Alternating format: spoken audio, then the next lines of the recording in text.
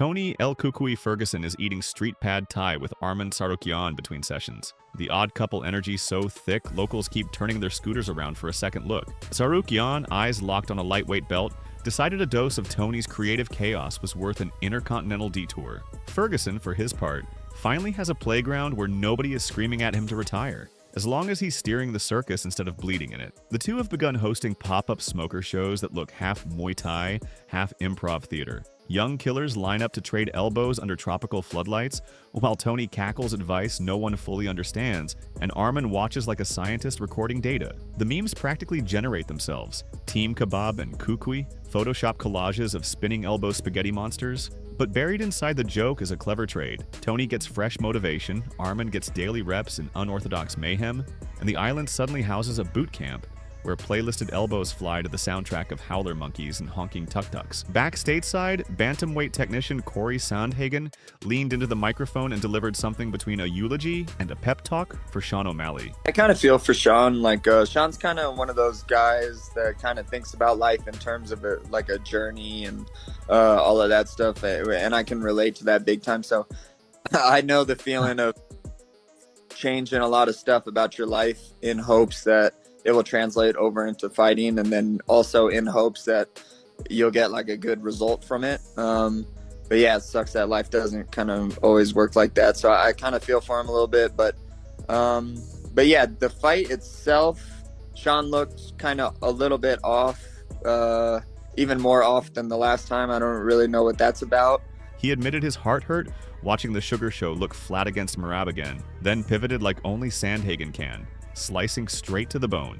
Being a highlight reel sniper will always sell t-shirts, but unless O'Malley learns to hand fight through takedown chains, every wrestler with a pulse will treat him like a piñata. Sandhagen wasn't gloating. He was forecasting the path he has already mapped out. Take Merab's soul, wrap gold around his waist, then handpick the rebooted, well-rounded version of O'Malley for a pay-per-view that pays everyone's property taxes. Fans heard sympathy in his tone, but the Sharks smelled strategy. Speaking of strategy, Jon Jones squeezed himself back into the USADA testing pool with the timing of a Broadway lighting cue, just hours after Donald Trump publicly floated the idea of a UFC card at the White House. Jones didn't drop a location, a date, or even a weight class. He just posted an eyes emoji big enough to fill the Lincoln bedroom, then casually reminded the world he's technically eligible to fight again 6 months after his paperwork clears. Observers split into two camps. Half believe Jones has already penciled in a head kick finale on the South Lawn. The other half swear this is classic smokescreen behavior designed to hijack a news cycle. Either way, the hand is back on the clock, and every heavyweight contender felt the hairs on the back of his neck stand up. While the GOAT debate reignited,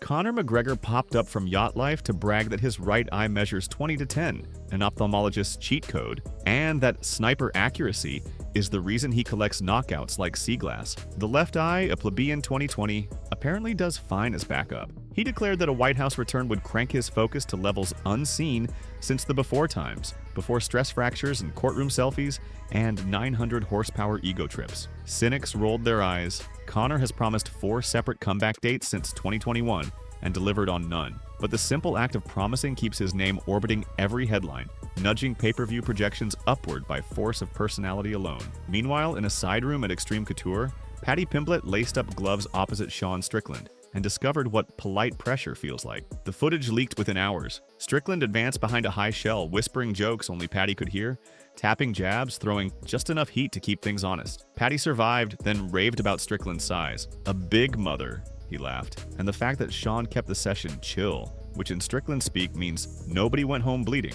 For Pimblett, long labeled hype without hierarchy, sharing rounds with a recent champion raised his stock faster than any media scrum could. For Strickland, handing out friendly brain damage is Tuesday cardio before hitting lows for lumber and fireworks. Across the gym world, Arman Tsarukyan continued his iron sharpens iron tour by wrestling a Khamzat Chimaev who outweighed him by roughly a Thanksgiving turkey. Khamzat doesn't do half speed, even in sparring. He chain shot doubles, Matt returned with reckless glee, cross-faced hard enough to rearrange dental work. Tsarukyan emerged bruised, rib cartilage screaming, absolutely giddy. If you can peel a madman like Khamzat off your hips, a regulation lightweight won't feel so demonic on fight night, and that equation matters after Twitter wars turn into actual contracts. Eddie Alvarez, 7 years removed from the night McGregor rearranged his legacy in 2 rounds, resurfaced to admit he went stupid in the cage. His words, not the interviewers. Wrong angle, wrong game plan, wrong instincts under bright lights. Practicing the correct footwork 1,000 times means nothing if you circle straight into the hardest left hand in franchise history. The confession reminded newer fans that Prime McGregor wasn't just loud. He was surgical in open space, a cobra strike no one could outrun. Alvarez's candor also supplied younger fighters a simple math lesson. Ignore coaching notes, pay with brain cells. Israel Adesanya provided the week's most undervalued revelation by confirming he turned down roles in both Black Panther 2 and Creed 2. Hollywood came knocking with red carpet fantasies and global box office checks, and Style Bender said no thanks. The middleweight strap required undivided attention. He didn't rule out feature films forever, but stepping away for a 3-month shoot while sitting on the throne felt like willingly handing ammo to contenders.